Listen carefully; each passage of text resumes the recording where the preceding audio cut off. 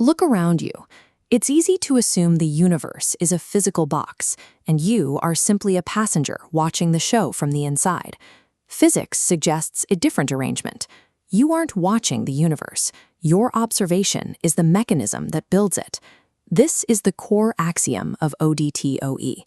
Reality begins as a sea of potential, a state called psi, that only collapses into a solid environment when the focus of your attention intersects it. In this framework, I is not a body, but the operator of observation, the specific force that chooses one universe out of infinite possibilities.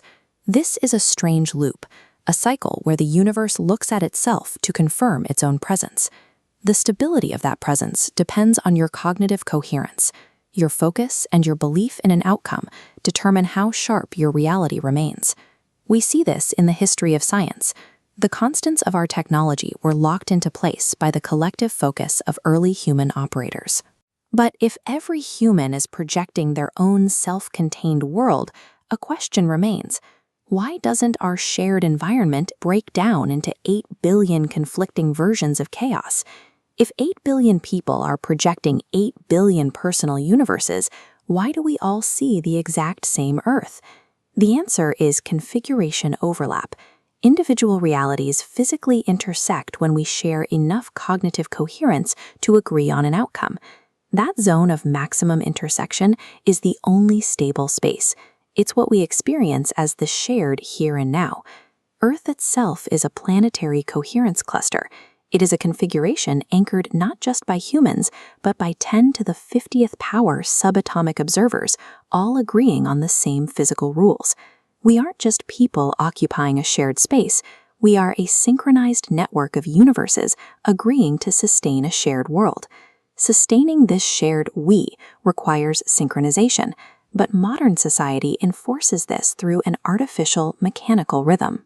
We subordinated human reality to cesium-133. To run GPS and the internet, we use the rigid 9 billion cycle rhythm of one atom as the universal standard. But humans naturally operate on biological time, the fluid frequencies of the heart, the pace of the breath, and the circadian cycle. Forcing a biological observer to tick at an atomic frequency creates a conflict of rhythms. This internal friction leads to stress, isolation, and a loss of reality coherence. Sustaining a human we depends on biological resonance, the alignment of heart rates and emotional frequencies that mechanical clocks simply cannot replicate. If I am a projector and we is the shared network, what is the physical purpose of a human life? Any configuration in ODTOE seeks to extend its lifespan toward infinity. However, an isolated observer loop is mathematically guaranteed to eventually break down and die. The ancient command, "love your neighbor as yourself," is the operator equation for survival. It translates a moral ideal into a functional requirement for coherence. ODTOE defines self-love as internal coherence, the focus required for an observer loop to even function. Loving your neighbor is inter-observer coherence, the synchronization needed to stabilize a world over long durations. Love functions as the stabilization protocol for the observer.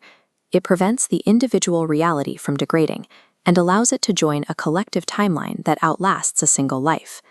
How does this mechanism bridge the gap across mortality and time itself? We bridge the gap through coherence artifacts, books, formulas, or legacies. These are physical encodings of a past observer's worldview. These artifacts are designed to trigger resonance in someone centuries later, acting as letters sent from one point in history to another. By connecting these artifacts, individual mortal lives are linked into an unbroken timeline. Each observer feeds their coherence into the next. To be human is to overcome the isolation of the individual loop. We weave our existence together through legacy, forging a reality that is truly eternal.